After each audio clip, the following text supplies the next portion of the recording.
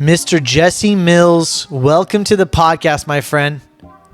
Bro, thank you so much for having me. Thank you. It's great to see you again. It's so good to see you. I'm really excited for this conversation, man. It's just really good to see you, see your smile, see your energy as we were getting ready for the podcast. Like, I miss you, man. Dude, MVP, man. MVP right here. I miss you. Bringing it. Do you have bad days? Of course I have bad days. Really good. No, I have bad days. I mean, these are one of my fun days because I get to spend time with awesome people like you, but of course I have bad days. We're all business owners. We got things, we got issues, and we were just talking about that, right? So Right. Definitely. No, man, but you bring the energy, dude. I love it. It's you got to bring the people energy. that just automatically just make you feel like, okay, whatever's going on, like it's in a happy space, man. And you're 1,000% that. So I think that feeling is mutual with my friends. So look, I'm really excited to have this conversation. We're going to learn and unpack a lot of things. You're such a knowledgeable guy. You have such a great energy. You're a high performer. You're running multiple businesses in different industries and different asset classes. So I'm just super excited to bring this content and value to people and get into your brain and learn about your routine. So I'm pumped. So let's start with, I want to start with you. Once you're in my brain, you can't get out. I know, right? Let's actually start more on the business side, and then we'll go on the personal side, and let's just like work through that. You know, you're a real estate professional. You've been in real estate for 15 years, both on the investment and mortgage side. So just to give people some context, you know, you have a lot of understanding and exposure within real estate. And so if, you know, what I want to share with people is, you know, tell us a little bit about your journey in real estate and how you started and where you've gone to get to where you are now. And let's start there. And then I really want to unpack real estate as a category, how we can enter into real estate if we are, you know, if somebody's listening who wants to you know, get into this space. Mm-hmm. Let's start there. Okay, absolutely. So funny thing is, and I shut off notifications, but the emails keep coming in, so I'm shutting things down. With real estate, man, I got in my early 20s, and it's kind of funny. A buddy of mine I was going to college with dropped out of college. So any educators out there, I'm not going to start out the way you don't want to hear it, but my buddy dropped out, and he's like, yeah, I just call 100 people a day, and I just get them to take these high interest rates and lower interest rates. And he was like making more money than my parents were, or like most of the adults I knew. And I was doing communications. I had a series of sunglass kiosks. So I had 3 different sunglass kiosks, about 15 employees. I sold the knockoff shades, one for 12, 2 for 20, look like Oakley, but they're not. They're $2 from China. And I was doing that, and it was going really well. And then also 9/11 came, and it sucked. And so I was just at the time like, I just want to work for myself. I want to be in sales. And I'd been in school like 4.5 years, Van Wilder style, traveled here, dropped out, went back in. So my buddy was doing loans and crushing it at the time. And so I said, I'll try that out. Well, I kind of got what you call the golden handcuffs, right? Because it's doing, pretty darn well for a guy in his 20s, single. And I liked it. I loved that.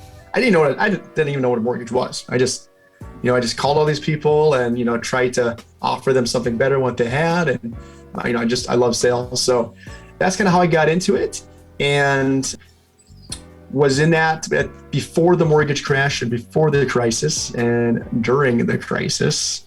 And that was not fun. And that was probably one of my first real good lessons in life. One of those where you kind of almost have to go through it. It's better if you can learn from someone else, right? Right. Clearly, if you can learn from other people and their mistakes and failures and successes and everything. But yeah, I learned that, just because the rain's coming down really, really hard one day and frequently, it can stop and it just can change. And so I went from having a really good business to it dried up super fast. Things changed like overnight. My bills didn't. And so I ended up going through, pretty tough, challenging time. I ended up short selling my own house. Couldn't keep up with that. Said, oh, wow, and things were night and day different, like months before. And it happens so quickly. It happens real quickly. And it, again, right, everyone's right with hindsight, but, looking back now, you're like, how did you not see stuff was coming? But you're kind of in it. So So for me, I got out of the business, basically I had to go find a job and, swallow my pride a little bit for me. And just because for myself, I'd been doing my own thing. I've been working out of my shorts and backwards hat like I am again now in my home office and kind of in control of my destiny. And so I had to go get a job. Ended up having a fantastic job working with an amazing guy and team and crew, but got back in the business a few years later after things kind of rattled out again, got back to normal. And I'm like, okay, you know what? I need to be smarter about this again. I know finance, I know, a mortgage, I want to get in real estate, but I still had some banged up credit a little bit and had a bankruptcy on my record. Hate to admit it, but happy to share it because it's real and it's true. And so I said, okay, how can I get into real estate investing? How can I learn more? And then also as a loan officer, how can I help people who are in my shoes, right? Because people are coming to me and say, hey, Jesse, I want a house. But, the more people I approved and I helped get a loan, they got the house, I got paid, right? Because I'm on commission. It's good for everybody. But when I had to say no, that's a crappy conversation. People are like, oh, so I have to go rent and waste my money and I don't get the home I want and get to move my family and my kids where we want to go. And I'm like, well, yeah, and I'm not getting paid and I can't help you and you're upset. So kind of sucks. So I started kind of diving in and going, into YouTube University a little bit online, which at that time, even this was 2009, 10, 11-ish, probably 2010, 2011, really. I started just kind of picking up stuff on creative financing and bought a course from a guy for $1,000 on lease options and a lease option or lease to own, rent to own, all those different names it has. I was like, hey, here's how you can get properties with no money down, bad credit, and like no experience and no banks. I'm like, holy crap, how does this work? So interestingly enough, that guy is now a friend of mine, a guy named Joe McCall. He's been in the business a long time. He has a great coaching program podcast. He's had me on his podcast a few times, but I was one of his successful students because I bought his course and I went through it and I did deals. And I did my first deal. I think I paid $1,000. I made $8,000 within 30 days. I helped this couple get a house. They moved from this tiny little townhome to this much bigger home on 1 acre. They had a daycare there. Their kids loved it. It was up against the woods and they loved life. And like, oh my God, you made this possible for us. And I was just super pumped I could help and do it. I was pumped that the course made sense. And I'm like, holy crap, I just made $8,000. Like I only would have made a few $1,000s giving them the loan that they couldn't even get. But I made like double, triple that with this creative option. So then I got addicted. I'm like, okay, I can help people who the banks say yes to and who I can give financing to, but I can also help people who the banks and me, right, through the bank say no to, and I can't help. So, and I can get paid. Like they get what they want, I get paid, and everyone gets what they want. So it's really awesome. So I just kind of dove into it more. And then I spent, a few years after that doing mortgages and doing that business, and then also doing these deals on the side, right? And pretty soon my side business with helping people that couldn't buy still get into homes, and helping my clients even and other people's clients started getting higher than my mortgage business. And I liked it more because it was creative and I could kind of use my brain more. And I look at it like puzzle pieces. And so then it's just, how do I find them homes and how do I maybe convince this seller to work with me and then help this buyer get in and do these different things where everybody at the end of the day gets something that they want. They get something out of it. It's very transparent. And I'm like, just explaining, here's how it works. Because I almost felt like more of a teacher. And so that started just going more and more that way. And I started, after a while being in the mortgage business, I started getting a little burnt out, kind of felt like a commodity. And I'm like, the mortgage business, at least for me, what I was doing, and I would say most people, and I would say most real estate agents out there, which I am now, right? So today I'm actually a licensed agent. I am not a loan officer licensed anymore. I still call myself a mortgage pro because I've been in it for 15 years. I know the guidelines and rules inside and out, still in it all day long, but I don't actually do loans now, so I'm not the guy for financing. I'm the guy that people come to when they can't get financing or when they're totally in the opposite side and they want to invest in real estate, which is kind of different than, hey, I can't qualify for financing. The other people are like, hey, I've got money and I've got credit, but I don't know what to do next. So I really switched things around after I said, okay, I think I want to get into the mortgage business, but how do I take this full time? And how do I because my mortgage money was kind of steady Eddie, even though it's commission, right? You still have like when you're self-employed, you've got your main lead sources and partners and referral partners, and things are up and down all the time. But I always kind of had that fairly steady base and of clients and partners and whatnot. But I finally said, hey, I got to go out and do this, and I might have to take a step or two backwards, but I think I can go forwards a lot further, and did it. And my income doubled the next year, and it went up again the third year. And I just put all my energy into doing what I do now, and kind of pivoted. So it's cool. What I love now, I don't know if you could see, well, maybe at the bottom of my pile here, Blue Ocean Strategy. Have you read that book? Of course. Dude, so good. So good. So when I'm talking to someone who is interested in, hearing more about what I do and kind of my program, I love to mention that book, because if you're in the business of like a loan officer, mortgage broker, or realtor, right? I mean, you can roll a bowling ball and down the street and hit somebody who does that, or they have a cousin at Christmas who's talking about this and that. And, everyone's in the business, but not everybody does what I do now. And I'm helping people take these kind of things they think are falling apart, and we put it back together again. And well, what I love about that is like that was your journey, right? Like you dealing with financial bankruptcy and not knowing what to do next, and like it sort of became a need for you, and now you're helping other people in your resiliency of recovery. You have now built a really cool business. That's freaking awesome, dude. Good job. Congratulations. It's awesome. It sucked for a while. I'm like, man, this is not me. This is not the situation I'm in, but it was, and I put myself in that situation, right. And I got comfortable. And then, so that was really like, I had to kind of go through it to say, okay, let's learn from this. Let's, spend less, save more, invest more, put money into things that are assets, not liabilities. And not, just think every single month is going to be what it was last month.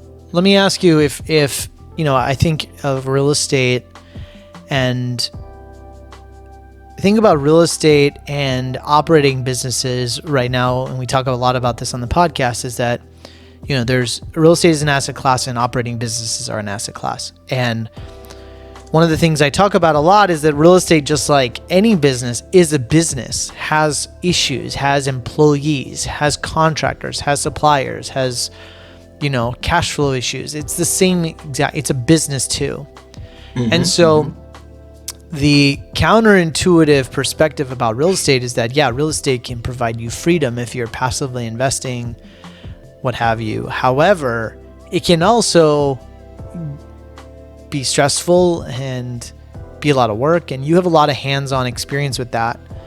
And not that I'm trying to debunk real estate as an investment opportunity, but I want to give people some real feedback on what does that really look like. And, as you're looking at that asset class as a real opportunity for you, what should you consider and how can you go about that? Yeah, no, it's a great point, man. And, like anything, nothing is cruise control all the time. Like, you can put your money in the market and just not look at it for 30 years. And, there's going to be days and times you miss when you probably should have taken it out, or should have put more in. You could be on cruise control, but that's not how life is, right? So real estate is not, even if it's turnkey real estate, there's still things you have to pay attention to, and there's work. One thing that I've really kind of, figured out, I guess, in my career is the various ways to invest in real estate creatively, which is super fun. So now I'm taking things that, again, and I love the self-education business, man. I don't know if you follow, a lot of other kind of self-education guys out there, right? I'm sure you do. But like, you can learn anything these days if you want to. And maybe it's an investment, but it's an investment that pays 1,000 times over and pays dividends, right?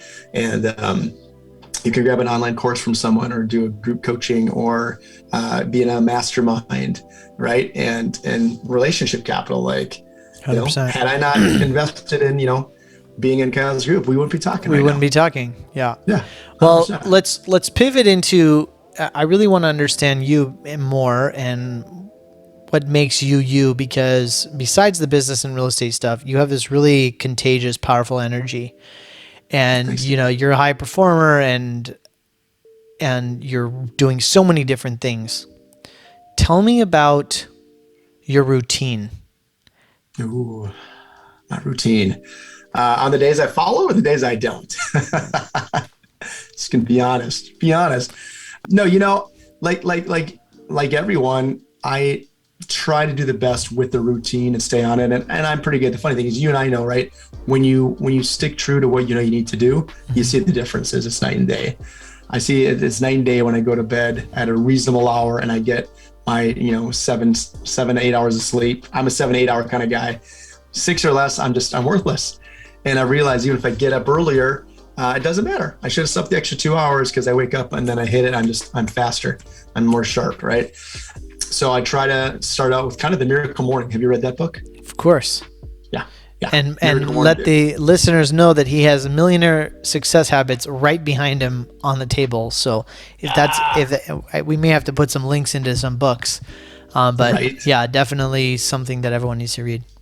Yeah, no, 100%. That's such a great book, and so that's part of my morning routine is I get some exercise in. It depends, I'm in Minnesota, so it depends the time of the year. I have a gym membership right down the street, but I also got a setup in my basement. So, if it's usually cold out or wintertime, I'm going to get on my treadmill. I'm going to grab a book and I'm going to get, 30 minutes into reading and walking. Or if I got a ton to do, because sometimes you can't shut it off, right? The minute you wake up, your brain's like, oh my God, I got to call this person, I got to do this.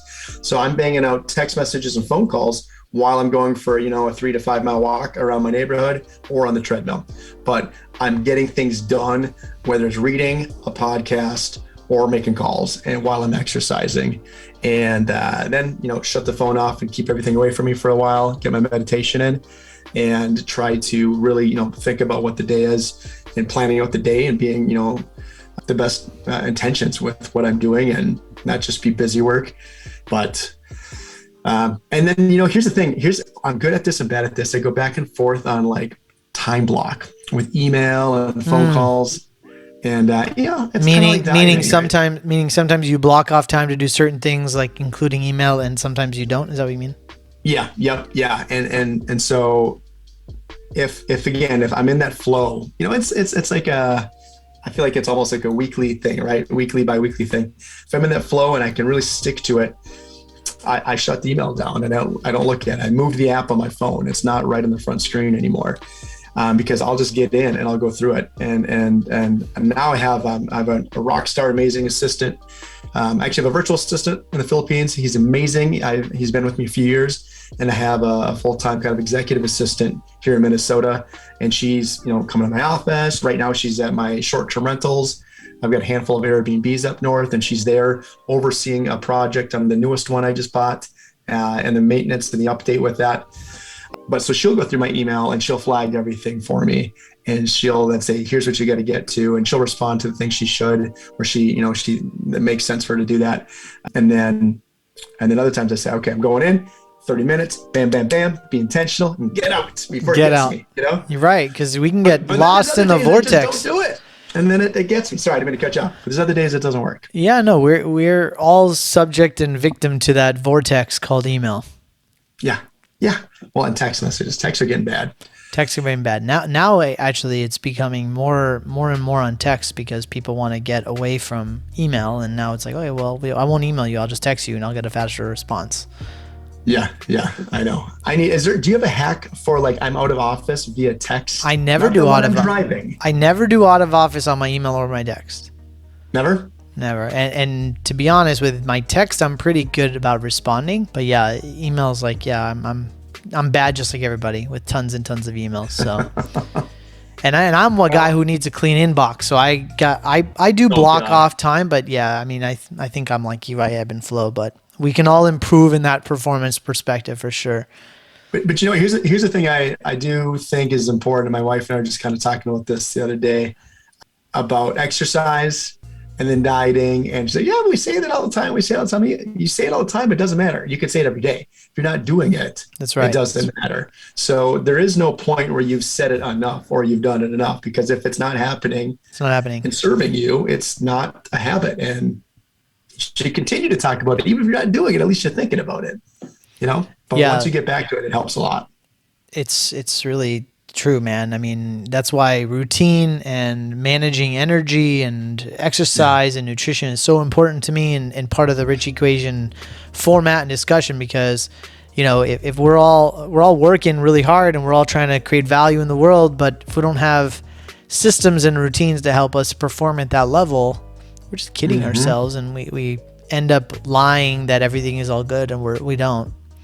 But that's why I love spending, you know, time with guys like you and guys that we have been blessed to be able to spend time with Kyle and those guys. Like, it's just being with like-minded individuals, and I'll just move on from this, but like being in rooms with these types of people helps you keep that momentum, right? So even if you're not in a place where you're questioning those things, put yourself in the room with guys who are doing it, so you can start questioning what are the habits and what are the behaviors and what are the things that are working and not working, so you can improve. Absolutely, man. That's such a great point. And like, yeah, I mean, thinking about, for example, like our last breakfast together in Arizona, right? And, you know, going through everybody chatting about their goals and the vision in the next kind of 30 days and 60 days. And talking, I'm trying to think who brought it up first. Maybe it was Evan or if it was Mike. And forgive me if I'm wrong in it, but the 7, 7, and 7. Who brought it to 7, 7, 7? I think it was Mike. 7 vacations, 7 days, 7 weeks, and 7 months. Yeah. Yeah. So every 7 days, you're doing something like with the family, the immediate family. It's blocked off. You got something to look forward to, right? And then every 7 weeks, you get away with your partner, your spouse, and that's committed. And then every 7 months was like a big trip, right? Was that like 2 weeks or was it 4 weeks? Yeah, it was a longer, big family trip. Yeah, like a monster. Such a good hack. Trip. Yeah. Such a good hack. But it's awesome. And, you know, there's some people like, oh, that's not possible. Who the heck does that? That's not realistic, or that sounds crazy.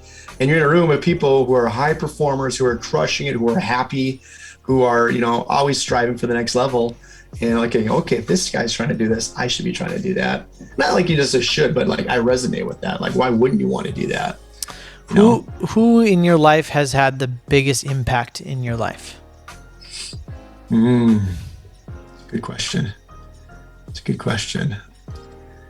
I mean, I'm going to have to say a mix between my parents and God, honestly. I can't think of one specific person. Well, you know what? Really, my grandma's had a humongous impact on me. Tell me more. And the reason she wasn't the first person in my mouth is she just passed away a little over 2 years ago. She was 99 and a half. Wow. And so she's not here now, but up until she passed away, she probably would be, you know, on the top, just with her attitude, with her just how she handled life. Like, she was never, like, nothing ever upset her. You know, she just had the most amazing attitude. She would talk to anybody. People loved her. She lit up in a room and people lit up when they saw her.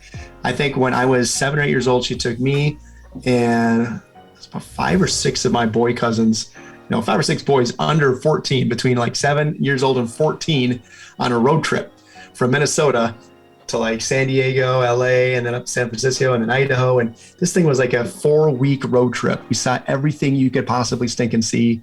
We made, like, you know, scrapbooks and stuff like that. And like, I got the travel bug, and, you know, I'd sit on her lap and drive. And so everything was just always an adventure and like an experience, you know? And so for me, that was a big part of it. But my parents have just taught me hard work and, you know, just connection and trying to give back. And, you know, being a Christian as well. And again, much like working out, I know when I'm more in faith and in fellowship and paying attention and talking and praying, I feel better. Things seem easier and they seem better. And when I don't, and it's all Jesse trying to do stuff, it's like, no, it's not all Jesse, you know? So that's, there's always some manifesting grace that's supporting everything, right? We may not understand. We think we're the doers, but no. That's and one. And it's almost like that's the key, is once you just really say, it's not me. It's not me. You know, I can do what I can do, but it's through a higher power. So in your coaching, or I guess in any aspect of your life, what advice do you find yourself giving the most? giving the most? Just get started. So good. Get started, right? I think there's so many folks out there that want to have every answer. They want to know steps 7, 8, 9, but they won't even do steps 1 and 2. I think the real estate business is notorious for it. And, I get it. There's another shiny object all the time. There's so many different niches and niches of niches. And there's so many different folks with these opportunities. But I think we're kind of getting to be a lazy society, man. People just want a push button. They want a push button and they want just things to just come to them. They don't want to necessarily have to do the work or hone their craft. And, again, when I got into the mortgage business in my early 20s, I was told, hey, call 80 to 100, 120 people a day. And, this is what you could do. And then, I have people now who are like, wait, I have to call 20 people in a week? Like, it's in a week, man. What are you talking about? But they see people's Lambos on YouTube and Insta and TikTok, and it's you don't see all the work they're doing to get that. We've become an insta-society. Everything needs to happen instantly. People don't. You're instantly successful. It's like, no, you were instantly successful for 25 years. Yeah, exactly. Well, before you had any of this stuff, and that's why you got it, and that's where you're at. So yeah, just get going, just get started. But clarity is a big thing too, right? So like you talk about, real estate, for example, and investing in real estate or just whatever you do. So I work with all sorts of different types of folks, where they're one of my favorite clients and friends now, they're really good friends and partners. They own a pizza business. And so I helped them buy 5 properties in a little over a year. And because of the system we have, they were able to get 5. If it was a normal way of buying real estate, they probably would have got 2 or 3. But the way we do what we do is they're able to get more properties faster. But they have a pizza business, and so now they're getting ready to sell that, and they can move into real estate full time, and they're just snowballing, and I love it, right? But for them, they don't want to do what I do as I call it a transaction engineer or a deal creator. I find the opportunities, I create them, and then I present them to folks. So there's that, right? And that's more passive income. Then there's folks who want to do kind of what I do and say, Jesse, I want to put deals together and be able to, kind of do it from my laptop on the beach or in the mountains or wherever. And I want to put all the pieces together, and they want that. And then there's folks that I work with who are agents, and they're like, hey, every once in a while, I just run into these opportunities where I have someone I can't help. So if you can help me help them, I'm just helping more clients. It's doing more business, making, an additional income that I wouldn't have made. So it's, what do you want and what are you looking to do? Because certain people they get into things because they feel like they should. They don't really want to do it. They're not really passionate about it. I love that. And you got to know more of why, what's your end goal? And, and there's multiple ways to get there. For you, what keeps you up at night? What are you struggling with right now? I think for me, it's either what I think I should be doing or what I have to wake up and do, but it's also the opportunities. And Meaning? It's there's no finish line for me, right? There's no end, because there's always something else to create. There's more people to help. There's more opportunities. There's more experiences. I love experiences. I love to travel. So I've been fortunate enough to travel about 36, 37 countries around the world. Slowed down the last 7, 8, 9 years with kids. But before that was, pretty crazy. And still, even then, we're traveling, taking the kids all over and new experiences. And I want to show them the world. I want to have them meet people from all over the place, all sorts of different backgrounds and cultures and heritage and histories, and just see, hey, you can connect with people and help people. And it's a beautiful place, man. There's so many cool places to go and experiences to have. And so much of us are just stuck in our treadmill of life of, I got to do this, and then I come home, and then I get to be done, and then I look forward to this thing. And so I think that's kind of what lights me up is how can I make sure I'm doing what I need to do to stay true to being able to show people that you can create the life you want. So powerful. What does true rich mean to you? Freedom and flexibility. Freedom and flexibility.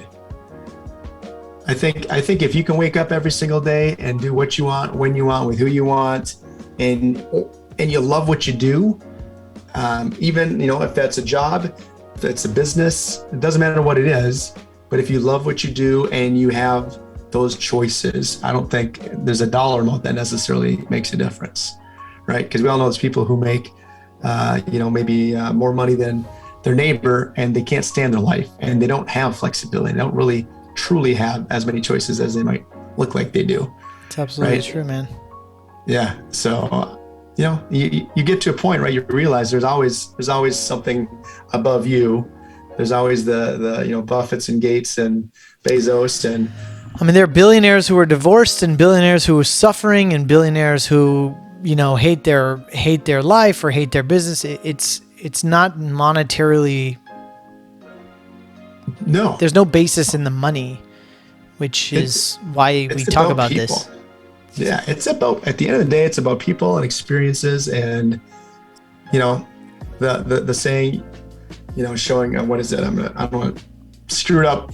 You can help enough people get what they want, you get what you want. Yeah, if you want what you want, help enough people get what they want. It's I've heard that. It's so beautiful. It's 1,000% true, right? Absolutely. Yeah, I mean, for me, this is bringing people to the forefront, like yourself, who are subject matter experts that can help people get what they want. Like, that's what it's all about. What is it to you? What is what to me? Freedom. Well, rich to me, I really have worked through this concept of rich in the last few years, and and is exactly why we call it the rich equation, because I think redefining what rich means is what it's all about. I think we are trained from very little to chase the wrong stuff. Mm-hmm. And whether we do that consciously or unconsciously, we end up building life, building businesses, building careers, building companies, what have you, to chase the wrong thing. And so what I love about the framework that we've built is if we focus on the right things, then we can really find true fulfillment. For me, I think for everybody it's a little bit different, but for me, I really do value freedom. And that doesn't mean that I'm looking to go live on some island, but I like to do what I want to do with who I want to do it, what I want to do it, whenever I want to do it. And I think that, we all have attachments and dependencies and relationships and partners and businesses and what have you. But how can you live mentally within a space of freedom without attachment, and constantly keep learning and adapting and learning and learning and learning and applying, taking action, right? Because you could have all the knowledge in the world, but take no action. So totally. Yeah. Well, and then and rich in people, rich in relationships, rich in friendships, rich in in love, rich with your family and your kids, and rich with experiencing life. That's a great point. That's a great point. I think some people have 50 grand dropped in your bank every single month, and if you're just home eating the same food, watching the same shows, watching other people live, you're living vicariously through their lives. Dude, you hit a really good point, because there are a lot of crypto millionaires out there right now, and they are sitting out at home in their basement in their boxers. And I'm not criticizing crypto, because I actually am a fan of the entire technology, but it's a real lifestyle issue. Like, we have people who don't know how to live a balanced life in multiple aspects of their life, and they've been told that if I make a ton of money investing and making in crypto, well, now you have $10 million and you're still living in the basement playing video games. Like, it's not sustainable. You need, we are still a human connected. This is still a human connection type of experience. You cannot just live isolated, right? So that's why we talk about relationships so much, but I'm glad you brought that up. Yeah, no, absolutely, man. That's living a rich life. And for me, the ability to give back, but not just later, but I want to give back now as well, right? Yep. And I think it's important, because that's one of the tough choices I think a lot of people have is, how do I live the best tomorrow life, but also how do I live the best today life? Yes. And Some people, man, are so focused, right? It's all about tomorrow. Tomorrow, going to save everything. They penny pinch. They don't go anywhere. And, you don't want to be that guy that gets to, 60, 70 years old, 80, and you retire, and then you have a heart attack and die. We all have a and you money didn't story. do anything, but you also can't give all of it away now. So it's, I think, how do you get into this lifestyle that we're in now where it's there if you want it? You got to just figure it out. How do I make today money and tomorrow money? And how do I do it while I'm doing something I love? So, I mean, I'm just so blessed. And I have to remind myself sometimes that other people are not me. They don't wake up and love what they do. They don't work 6 to 7 days a week, not because they have to, because they want to. Mm-hmm. And, everything I do is intertwined. So, like I did a lot of traveling right after we saw each other in Arizona. I was out in New England. I took my family to Boston and Maine and Stowe, Vermont. And I took my parents and my uncle there. And we got first class tickets. We stayed at very nice places that I stayed at before, 4 or 5 star places. They've never been to the East Coast. My uncle's never seen the ocean in his whole life. So this is his first time seeing the ocean. So like the fact that I got to do what an experience. Dude, it was so fun. It was so fun. And like I planned, the whole thing was all a surprise. They didn't know anything until about a week before. And so it was the funnest thing is to be able to give that gift and see their experiences and have those moments together. And also know that I can do this. I'll figure it out, like the timing and paying for it, right? I just had the idea. I said, no, I'm doing it. I'm booking it. And I'll figure out the rest. And I'm still getting work done because I have a team and I have, systems and automation and delegation and a business I can run anywhere. And so I try to create a life like that, right? And then 2 weeks later, I was home and then I was doing my first ever retreat. So I did my first ever short-term rental retreat, how to buy short-term rentals with creative financing. And that was up staying at my properties on the North Shore of Minnesota. We had about 14 people there and it was awesome. So I'm like, just showing like, hey, here's how I bought this one. Here's how I bought this one. I bought this one with no money down. I bought this place with like $8,000 down. This thing brought in $100,000 last year. I bought it with no money because of the partnership I did. Right. So there's all these different ways to acquire things creatively. And I like to vacation and, incorporate it into work. Right. Love that. So as we wrap up, let me ask you a final question. And I don't think I've ever asked anyone on this podcast, but what are you reading right now that you recommend to other people? Ooh, right now I'm reading Take the Stairs by Rory Vaden. Oh, interesting. What's that about? It's very good. And hold on, it's funny. I think it's his first book he put out. And I was just sending this to a buddy of mine last night, actually, on Facebook. The one I read before that is Procrastinate on Purpose. 5 permissions to multiply your time. Go get both of them right now. You're going to crush them. Love it. They're so good. I got nothing special going on with Mr. Rory Vaden. He's an awesome author and speaker, but those are good. Well, look, thank you so much for your time, brother. Always good seeing you. Always good seeing your smile and sharing your energy and your message for the world. So I just appreciate you. Dude, thank you so much for having me. I appreciate it to connect and to catch up. And we have to do it a lot more frequently than we do. And you sense it's getting freezing in Minnesota. How about I come see you? I ain't coming in the winter. I'll tell you that right now. All right. I'll come see you next time. All right, brother. And awesome. how do people get a hold of you if they want to connect? They want to learn more about real estate, life. How can they find you? So I am on most of the socials with the Jesse Mills, THE Jesse Mills, JESSEMILLS. Website is thejessemills.com. So if you go to thejessemills.com, that's pretty much all the different things that I'm doing in life and however I can help you or any of your audience with any of their real estate goals, housing goals, free vacations, whatever. I'd be honored and blessed to have the opportunity. So. Thank you, brother. Appreciate you, man. Yeah, man. Dude, thank you, brother. I appreciate it.